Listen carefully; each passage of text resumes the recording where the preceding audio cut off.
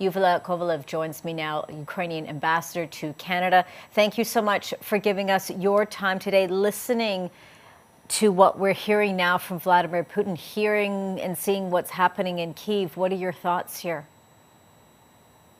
Today, we see another example of the Russian terrorist attacks. Just in the morning, early in the morning, the people around Ukraine, across all of the country, were hiding in the shelters as 87 missiles attacks and over 17 kamikaze drones attacked all of the territory of Ukraine. 11 people killed, including the people in the very heart of Kyiv, the capital of Ukraine. Mm-hmm. And the people, and this is actually also the attacks on the critical infrastructure. And now thousands of people have no access to electricity, to heating, and to the water supply. And what today we see, it's one of the biggest and missile attacks throughout all of the territory of Ukraine, which was committed by Russia. And this is a very explicit example of Russian terrorism.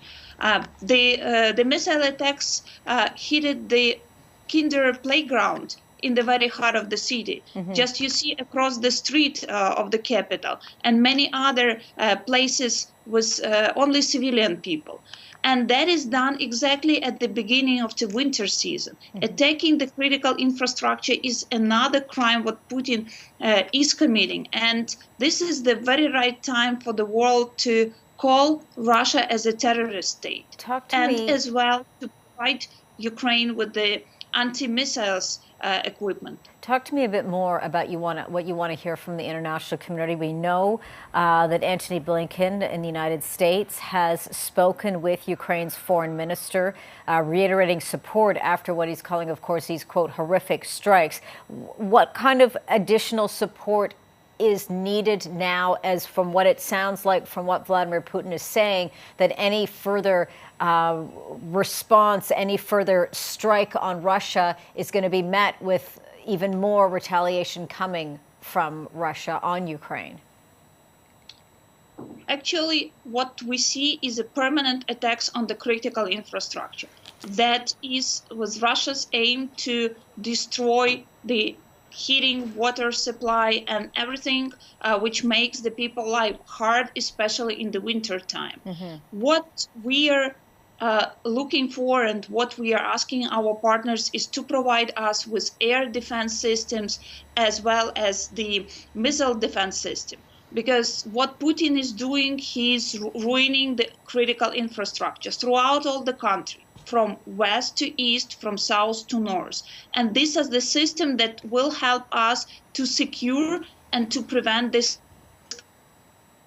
of the attacks if people can't be able to live through the very cold winter in Ukraine. Ambassador, before I let you go, one last quick question here. What do you want to see coming from Canada? We know that there are many people in Ukraine now with what's happening there, concerned for their safety and looking to perhaps leave. As today we have the Thanksgiving in Canada, first of all, let me thank you to many of the Canadians and Canadian government for the support that Canada has been providing to Ukraine since the beginning of this barbaric invasion. But as we see today, it's not ending, and Putin is escalating, hitting millions of people in Ukraine with these infrastructure attacks.